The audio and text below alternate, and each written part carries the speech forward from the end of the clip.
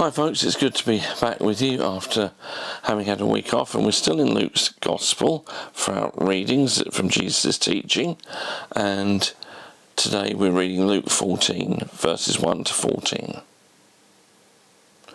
One Sabbath, when Jesus went to eat in the house of a prominent Pharisee, he was being carefully watched.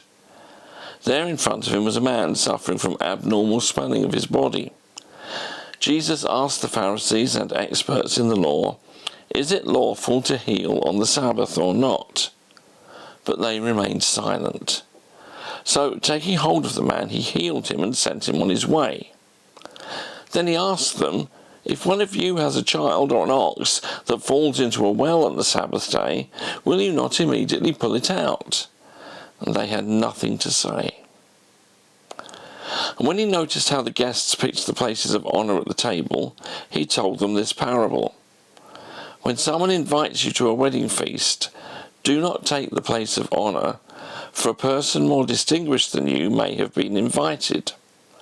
If so, the host who invited both of you will come and say to you, "Give this person your seat."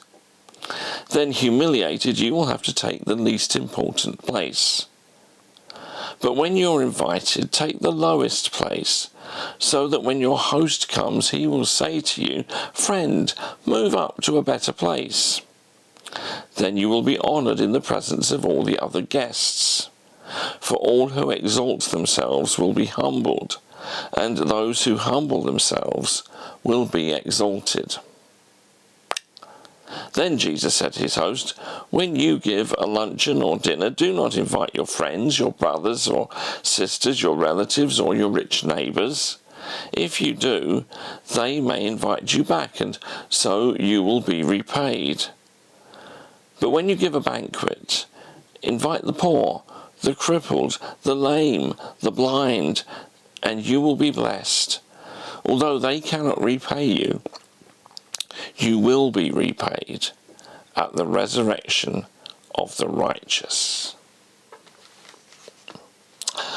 Well, meals are a bit of a theme in our family at present. We had a large gathering at a pub the other week to mark my wife's big birthday with lots of relatives that we don't see as often as we would like. We've got another family meal coming up soon to mark the fact that my sister and brother-in-law are moving away from this area. We want to see them before they go. And the other week, Debbie and I went to see a film and decided to have a Chinese meal before going to the cinema. And to our utter surprise, we heard this Irish voice behind us and speaking to the staff as he was going, and clearly knew them well and they knew him. And when we saw this man go out, we realised that we'd been sharing a restaurant that night with Eamon Holmes, and we had happened upon one of his regular haunts.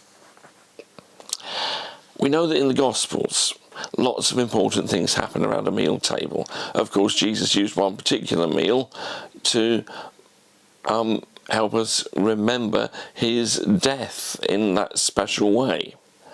And a meal table is a place where we see lots of protocols and cultural habits in our society. That might include things like don't put your elbows on the table, or waiting for everybody else's meal to arrive before we start.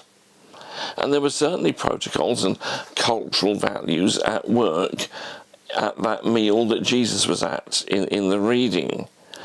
The thing is, what the reading shows us is that Jesus brings values from the culture of God's kingdom that were very different from the values that the host and the other diners were treasuring.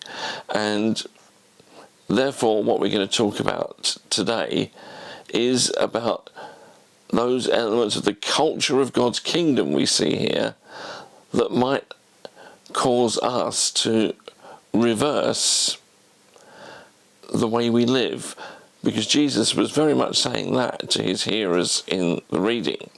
And there are 3 little episodes that make up the story, and each of those 3 episodes has one particular Kingdom of God cultural value at its heart. So let's look at them one by one. The first is to say that in the Kingdom of God, rules are interpreted by love.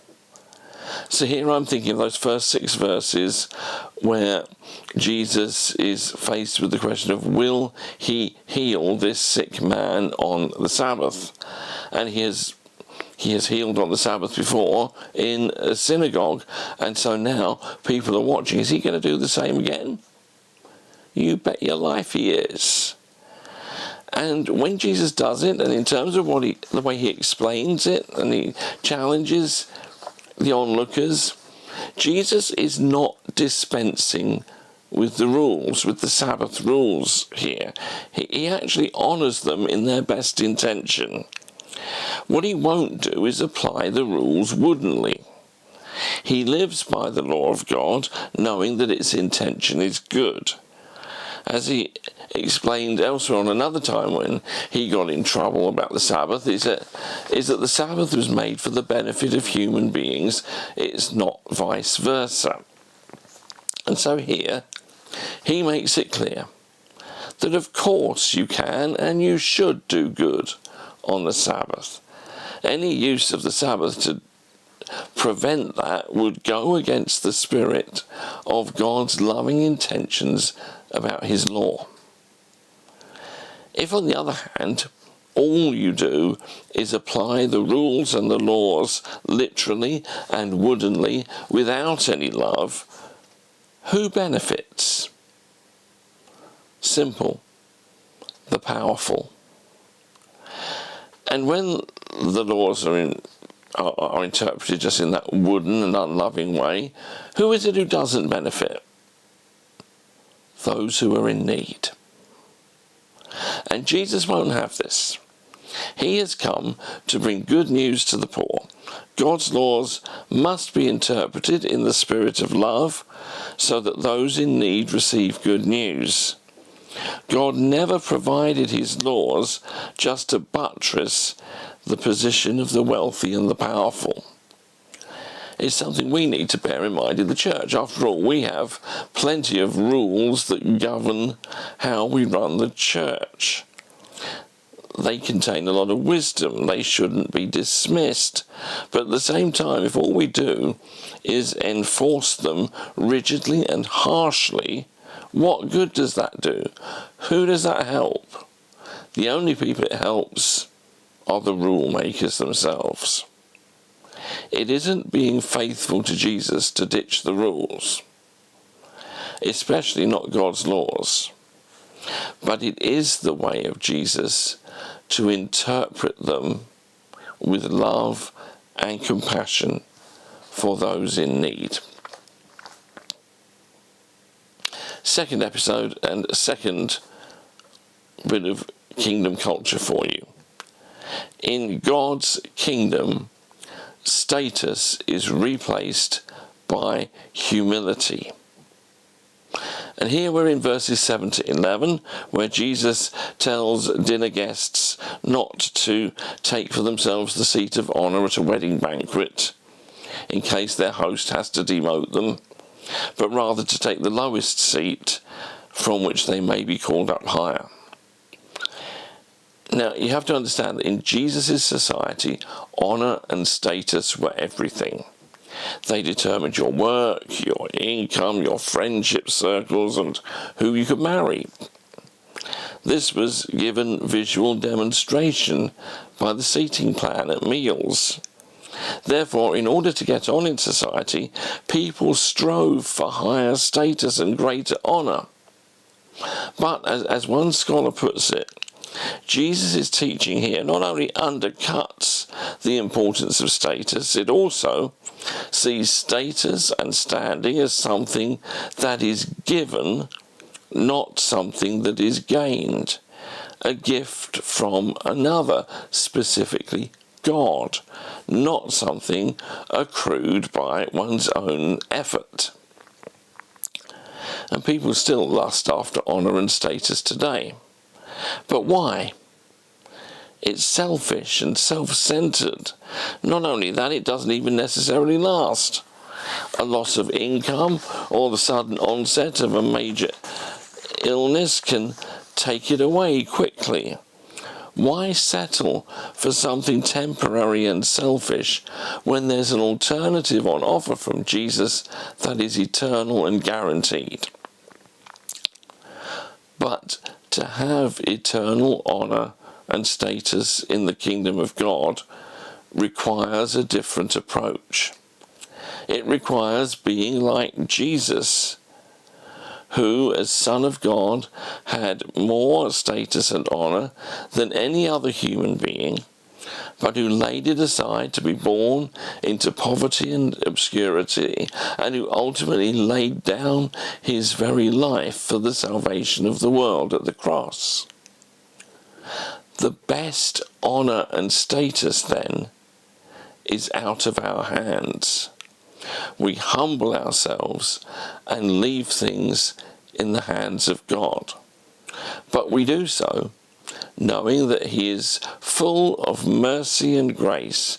He does not habitually raise up the rich, the powerful, and the celebrities. He raises up the humble. Some people will not like the idea that status is out of their hands. They will not like such powerlessness. But our aim as Christians is not to exalt ourselves. It is to exalt Jesus Christ in our daily lives. If we do that, that will satisfy us. Too many people in the church still get obsessed with rank and status. It's time we put all that to bed. It's so un-Christ-like. As Charles Wesley's hymn, Captain of Israel's Host and Guide, puts it, our end, the glory of the Lord. Let that be our ambition.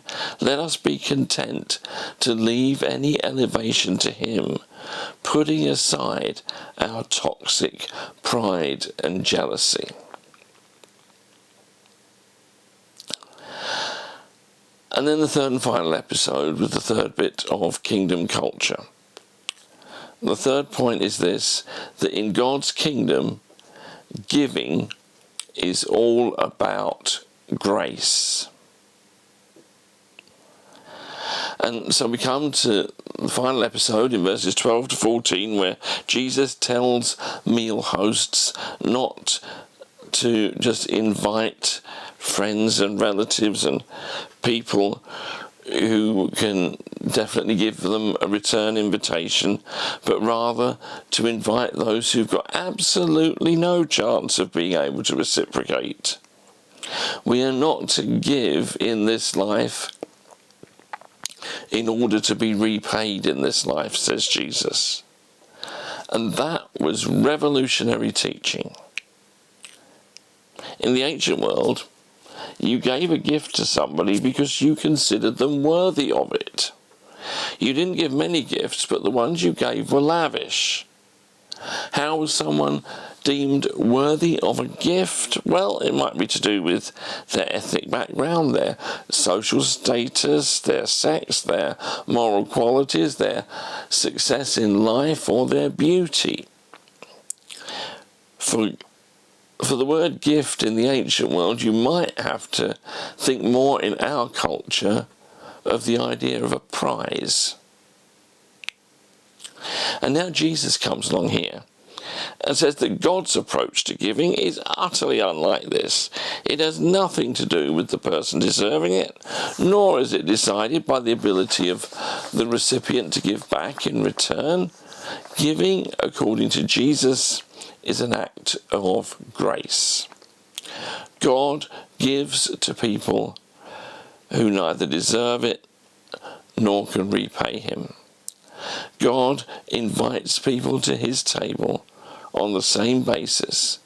The invitation goes out even though people do not deserve to be there, and even though there is no prospect of them reimbursing him. That's why we are in the family of faith. None of us deserve to receive this invitation. None of us can pay God back for all he has done for us in Jesus Christ. But God in his grace said to each one of us, "Come to my feast." We cannot give back to God in equal measure to his gift to us. But we can show our gratitude, and we can pay it forward. For just as we have received the grace of God's gift, so we can in grace give to others without expecting recompense. And we can invite those who could not possibly invite us back.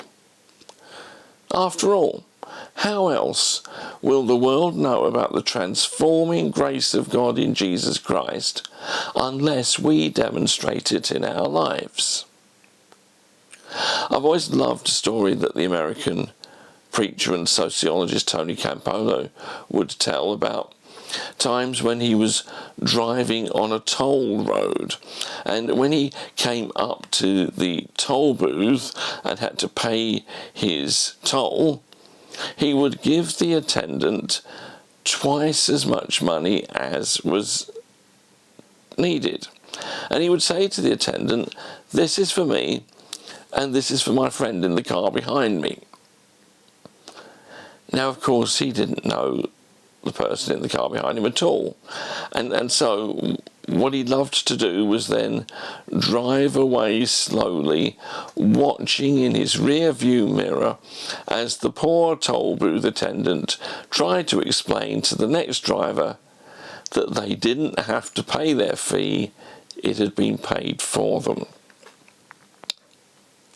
That's a response to the grace of God's giving.